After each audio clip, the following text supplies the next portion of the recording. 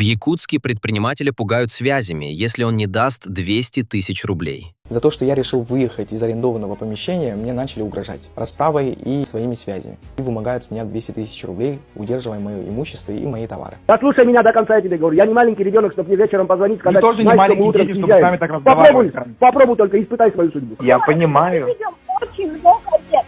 У нас очень большие связи. У нас очень много людей, которых мы знаем, которые знают нас и уважают. Ясно? И я не позволю. Я тебе еще раз говорю. Хорошо подумай, с кем ты разговариваешь и кого ты хочешь скинуть. Хорошо обдумай. И тем более это касается не вас. Должность у нас. Причем в такой структуре. Хорошо? Кидать нас нельзя.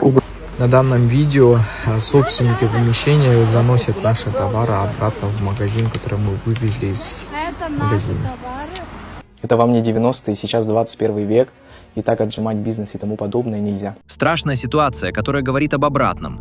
Как раз настали 90-е. И даже хуже, ведь тогда закон тоже не работал, но хотя бы была надежда на светлое будущее. Сейчас же мы живем в этом самом будущем и понимаем, надеяться уже не на что. По крайней мере, пока мы находимся в составе России.